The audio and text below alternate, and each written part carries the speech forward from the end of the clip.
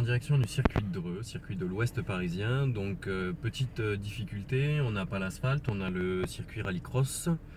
Et l'Audi S4 n'est pas un véhicule forcément adapté pour ce genre de terrain. Mais bon, on va faire comme d'habitude et puis on va s'adapter et faire en sorte que tout se passe bien.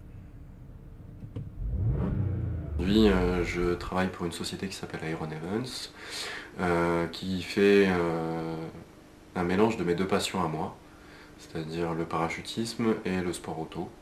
Donc je fais de la formation au pilotage et du parachutisme. Donc pour le volet pilotage, je m'appuie sur une structure qui est déjà existante, propulsion, sur le circuit de Dreux. Et le parachutisme, en fonction des événements, je vais à droite ou à gauche. Alors mon activité passée, j'étais opérationnel au GIGN pendant 6 ans. Donc de mon brevet en 2011 jusqu'à 2016 que je parte. J'ai été blessé en août 2014, donc sorti des groupes opérationnels, mais j'ai continué à travailler dans la recherche et développement de cette unité. Quand je suis rentré au groupe, j'ai été formateur au pilotage.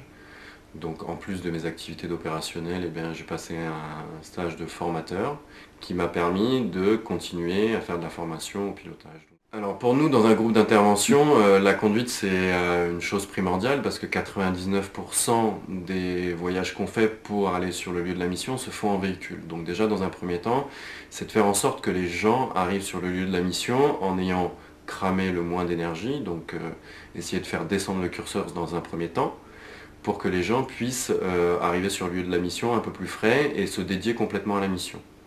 On peut très bien partir de Versailles pour aller à Toulouse faire un forcené. Et donc forcément on part en voiture, il est 2 h du matin pour être à 6 h ou à 7 h là-bas. Donc forcément on roule vite, de nuit, peu importe qu'il neige, qu'il pleuve ou que la route soit sèche, il faut arriver sur le lieu de la mission en bon état et de façon à faire la mission. Tous nos schémas d'intervention, il est possible aussi bien sur un milieu ouvert que sur un go fast de procéder à une interpellation. Donc on doit montrer des techniques dont je ne peux pas parler, qui sont propres et qui nous sont dédiées. Dans d'autres forces du GIGN, comme la force sécurité protection, on va utiliser tout ce qui est manœuvre évasive pour permettre à l'autorité de s'extraire d'une zone qui craint. Donc là, on mettra d'autres techniques que tout le monde doit connaître au GIGN. Tous les opérationnels ont le même cursus de formation. Aujourd'hui, comment retranscrire ces formations dans le civil? Eh bien, tout simplement, au vu de l'état de la France actuelle et des différentes menaces qui planent sur les différentes personnes du monde de la finance ou des grandes entreprises, permettre à ces gens-là d'avoir des gens qui sont formés à tout ce qui est technique évasive ou ne serait-ce qu'à observer réellement ce qui se passe autour et ne pas se figer qu'à la conduite.